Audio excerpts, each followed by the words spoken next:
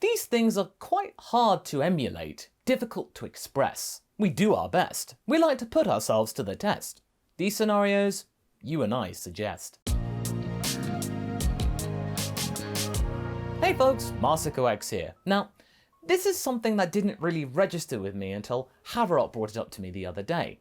It turns out that we've been on this what if train for quite a long time, haven't we? Seriously, the first what if that I had written for this channel debuted on November 24, 2016, nearly 5 years ago, and it was this one.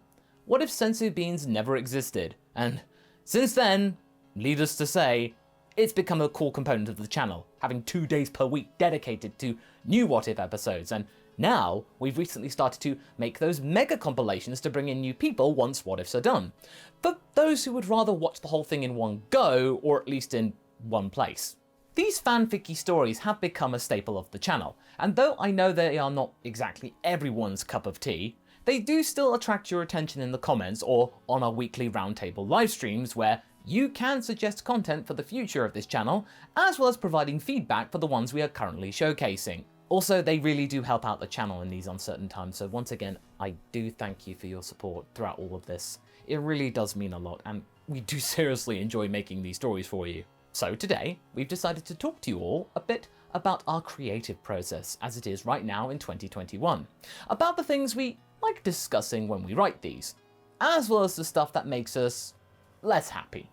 We did do a video a while back about teaching people how to write what ifs, which does work in tandem with this video, but here we want to give you a more updated version of the lowdown of our trials and tribulations, especially with coming up with a story that makes sense within the dragon world, as well as being entertaining for the viewer or listener, and innovates every now and again, getting people talking of something of a franchise which is quite old, instead of just rehashing the same Raditz Tomorrow cycle that we're all accustomed to. We do apologise in advance if this discussion seems a little bit too self-referential for you, a bit meta, but we have been asked about stuff like this all the time during the streams and in the comments to go over our thoughts on these stories, so we decided, why not? Why not make it into a proper video voicing our thought process now? Especially since Haverock and I have gained more experience over the years, and hopefully you can learn some stuff as well, should you be interested in getting into this game yourself. I must point out though, first of all, one of my biggest mantras is that nobody owns a particular what if scenario. I don't own stories like Raditz turning good, Frieza turning good, or even Gine's mission to Earth, for example. If you want to come up with your own interpretation of a what if that I've covered on this channel, go for it. That's the thing I love about what ifs. No scenario is exactly the same. Everybody has a slightly different twist and analysis of the original medium to bring to the table. So this is me telling you straight up, don't worry about copying our content and us getting mad about it. Give it a shot. If you have an outcome that would differ from mine, I welcome you to do it. So with that out of the way, we wish to start with things that we love when it comes to writing these what if adventures. And that is, first of all, the whole idea of twisting the existing story into something fresh, or at least a little bit unusual from the norm that we're used to for decades. And it is pretty tempting to do so. Toriyama did create a pretty vivid world already, albeit with quite a few flaws in it, but that's okay, nobody's perfect. So, to go back in and maybe add some logic or a different spin on proceedings with what we know now is quite captivating. After all, my initial justification for doing these what ifs was to ponder what might happen had Toriyama gotten out of the other side of the bed one day and chose to take the story in a different direction to the one that he did in the original timeline. Our timeline. Really dig deep into his thought process, which, as you know, is pretty off the cuff and improvised on a chapter by chapter basis. Even he doesn't really know where it's gonna go. So the most basic reinventing of well-known scenarios and our ability of giving some neglected characters a decent amount of screen time for once feels like a reward in of itself. We know that it might sound obvious to you, but the whole joy of being able to expand certain story elements beyond the limits that we get, and then also giving them our own twists, feels like a rewarding experience. For years, myself have, and a lot of you out there I'm sure, would lament about certain things not going the way that we hoped for certain things. Characters, places, not getting the attention they deserve due to their narrative potential. And this, unfortunately, was usually off the back of the fact that, in his heyday, Toriyama loved to sort of wail on the fandom by doing the opposite of what they wanted or hoped for.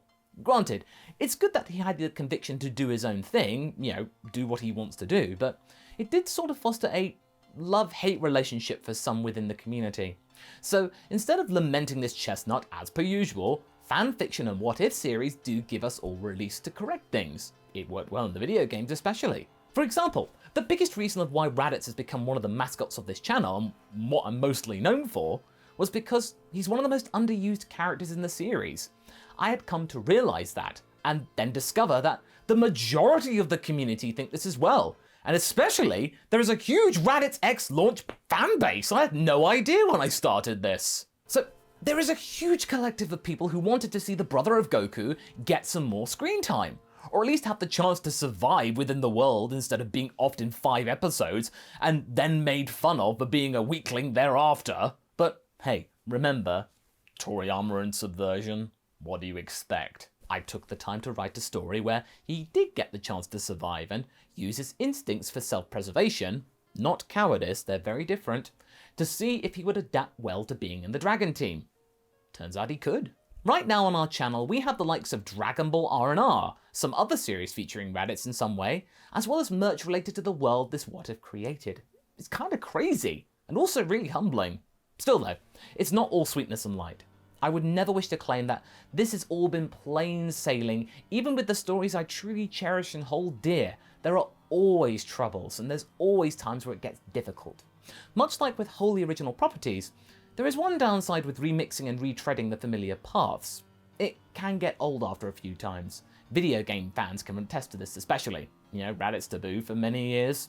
You see, most of the what ifs on the channel did follow, or at least used to, the classic formula, usually starting from early Z and giving it only slight twists, as it were, the narrative. All the sagas still happened in the order they occurred, with very little change in their scale, but sometimes the differences could be described as just feeling cosmetic instead of being truly game-changing. And although recently we've started to have a little more fun with it, being a bit more flexible, starting mostly with the original Dragon Ball more often than before, or doing original stories with a Dragon Ball flavour, as someone stated recently in the comments, it can still get a bit monotonous when you have to tell the same story over and over and over again. There have been many times when I've moaned to myself about having to cover a particular part due to the fact that we've been through it so many times and we wish to skip it.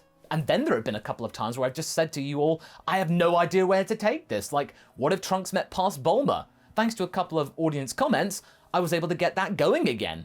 So yeah, case in point, you lot out there give me inspiration, so thank you for that. But that being said, a lot of the sagas do leave you some places to maneuver about quite freely, although you always have to be wary of the butterfly effect. If you start earlier in the story, then a lot more things can deviate. For example, the Bardock what-ifs. They're probably the most flexible ones out there, since you are changing things that happened way before Goku and Bulma met, which is pretty major. Now, if you don't have any future travelers, Trunks in the timeline, and you don't want it to end badly, you need to perform some mental gymnastics to justify the good endings, and not have the sound play. That's for the roundtablers in the audience. So okay, what's the most difficult bit? The one saga that distresses us the most. The Tournament of Power. Really? The Tournament of Power? But Masako, we thought you kinda liked that arc. Oh yes, I do. The original one. Yes, sure, it has its flaws, but it's not that bad. It did manage to pull off making 80 characters fight each other, and them having distinctive personalities and techniques and looks. That's massive credit where credit is due. That is really good. And indeed, our misgivings don't manifest when we watch the anime version, just the manga. But writing something that is especially connected to a visual medium with so many characters in it, and so little time to do so, and having a lot of story beats that always have to hit, otherwise, universal erasure and playing the sound and all that, that then makes this one of the least fun parts of the story to write. We tried our best in many different outings to make it different, spice things up, but there is very little wiggle room here to deviate unless you really want reality to go bye-bye. Someone always has to ask for the universes to return in their wish, someone has to be strong enough to defeat Jiren, or at least give him a big challenge, and you cannot really give every character the spotlight they deserve, so someone's going to be neglected, without either causing logic to fly out the window, or make the arc 10 parts long plus, going into every minute detail going. I don't think that you all want that. Not to mention that describing fights will always be a lot sloppier than just showing them. Therein lies the flaw in storytelling sometimes, especially with a fighting-heavy series like Dragon Ball. You have to rely on the imagination to fill in the blanks. It's not the same as watching animation or very detailed art. So, what do we do to ease this mission for ourselves? Well, either we try to go quickly through it, just hitting the basic story beats and then be on our day, or make another thing that we love to do in What Ifs in general. We come up with unlikely character interactions to help make things interesting. Yeah, there are so many characters in Dragon Ball to choose from, and usually the most interesting parts of the video games are when characters that never really talk in the anime get the chance to do so. Fighters has that especially in spades. My personal favourites being the exchanges between Zangief and Android 18 in the Tenkaichi games. You know the one I'm talking about. 18's response always makes me laugh with its brevity. But yes, we conjure up surprising conversations. Whether it is King Cold teaming up with the androids in the Nappaverse, Videl fusing with 18 both with Patara and the dance in the Videl What If, or having Good Boy 21 taunting Jiren to enhance both of their character arcs. Seriously, Jiren needs it. And it's always fun to have characters that have had next to no contact with each other in the original clash and then see what's born from it. Who knows what may happen? New friendships, new rivalries, new banter. That's one of the coolest aspects of writing What Ifs in the first place. Banter! I love banter! One of the other things that we've learned during these past 5 years is, in our opinion, a pretty good piece of fanfic writing advice in general, not just for the video What Ifs. Take this to heart. If you have a character that you are not particularly fond of, don't just pull a Toriyama and write them into oblivion. No, don't do that. Instead, try to challenge yourself and write them into a setting that could make them different, seem cool to you now. Take them in a direction which you find compelling, and something that they think they would benefit from, true to their personality. Just tweak them a little bit, give them purpose. Before you know it, you may gain a whole new level of appreciation for said character. You may not hate them anymore. For example, giving Hercule, whom Hav wasn't particularly fond of for the longest time, a new backstory in both the Hercule Train Like Goku What If and the What If Goku Landed at Capsule Corp timelines, it's given him a whole new layer, while still remaining true to his most admirable traits that make him sort of endearing. You can start to understand them more, and in turn, that compounds your experience with them and the show, making the whole process easier by the chapter. Give this a try in your own fanfictions, and you will discover a whole new world of possibilities. It's definitely gotten us out of many creative ruts in our time for sure. Another thing we often struggle with is something that is definitely relatable for many out there: adding in your own original characters. On one hand, they are very fun to add, but on the other, we don't want you folks to feel like we're making them into Mary Sues or Gary Stews, and we openly admit that this did occur a little bit earlier in our earlier What If adventures. You know, that is true. Some people weren't happy at all that Ranch was in the Tournament of Power, for example, feeling like she didn't deserve it over Ten Shinhan. So, instead of having her do well in it, or winning the whole thing, this was a valuable chance for her to learn lessons in Saiyan pride and not riding on its coattails. As a result, she was the first one to be knocked out by trying Super Saiyan 3. Super Saiyan 3 doesn't get you anywhere, kid. It's okay to learn from less than optimal story beats. Then we have Dekra from the What If Zamasu world, which was a big gamble.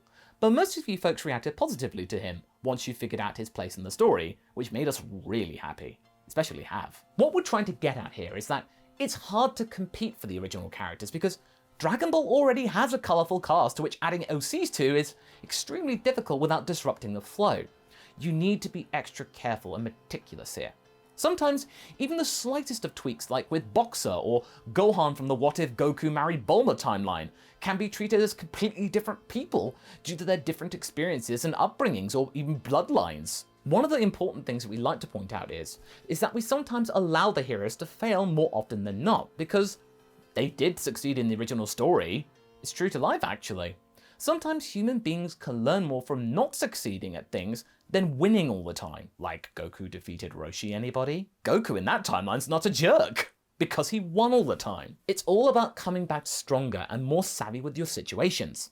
If you don't like Boxer losing, well, you still have Goku in the original story to fall back on. It's not the end of the world. Now, we're not trying to cover our flaws in storytelling, but instead, we wish to point out that, by using Boxer's example, having him a bit weaker than Goku at the same point in the story is just simply a part of his arc, not bagging on him. This is going to be how he develops as a character. And that is another important point that we've learned after going through a few series. That being that you have to craft these scenarios very studiously to make the story be different enough in more ways than one. A good example is the one where Goku goes Super Saiyan early, one of the earliest ones. Super important in the early bits, not so different in the later ones, since Goku's further ascension still requires several things to happen, and he still has to deal with the power creep. Hence why I chose to end it where I did. It wouldn't have been as interesting, and I wouldn't want to waste your time with really rehashing the original story, the majority of the plot. That's why also in the What If Nappaverse, several character relations are different, especially between the titular character and Gohan, Goten, or Vegeta, who in turn became very different characters because of Nappa's relationship. Some scenarios invite more differences, and we do go more fanficky, like with the whole thing with Deborah in the What If Cell Turned Good timeline, or the entire thing of Frieza turning good, because sometimes the story calls for something more novel, or we openly say at the beginning that we're going ham on this one and having some fun, especially with the April Fool What Ifs, and sometimes the Christmas outings especially. But seeing that most of you folks actually really enjoy our procedures with these things, we think it's worth it. Especially since we do still try to balance the more wacky what ifs with those that are more grounded, and do not try to expand upon the stuff we already know. Taking those fragmented pieces of Dragon Ball lore and trying to put them into use often feels pretty rewarding actually, by actually going through the motions as we were intending to. Kinda like sort of understanding why Toyotaro likes doing it so much. Sometimes it can be frustrating when we take the more grounded approach though, because we want to go all fancy free, but we can't, as you cannot go through certain logical steps due to the fact that we lack certain knowledge of certain lore. Hence why we love it when new lore comes about, like the whole expansion of Yardrat. That has been a major boon for our efforts. But then again, we do have to fill in some gaps since lore hasn't been added or will most likely never be added, like Chi-Lai's backstory, what happened to her before we met her in the Broly movie. Hence why it's our assumption that the Frieza race also propagates via cloning. That's been a very common assumption amongst you all. We don't know that for sure, but it's something that we've chosen to believe, as has the majority of the community. And we have a lot of Frieza-related what-ifs. We would love to also do more in Universe 6, but we know very little about it because they're not going to be going there. To be fair though, we know very little about any other universes, which is a shame, because we would really love to tell a story that would be entirely placed outside Universe 7. Zamasu's story was the closest to realizing our desires, but we still had to go back to Universe 7 a couple of times to rely on Goku. Not often, but we had to. But yeah, that was the closest effort. So that's it. Some of our positive and negative experiences connected to our creative process. We hope that this didn't feel like us patting ourselves on the back or anything, but rather it trying to answer some of your questions, and what you might want to do with your own stories. We do not claim at all to be the alpha and omega in terms of writing fanfics, no. It's just, we wanted to show you a little bit of our workshop, as it were. This video was meant to be a behind the scenes thing, showing you what you can expect from us in terms of methodology, and the types of stories that we like to tackle. But hey, a lot of you out there tell your own stories. How do you do that? We would love to hear. Leave a comment below, and let's get this discussion going. And I shall see you in the next video. Catch you later!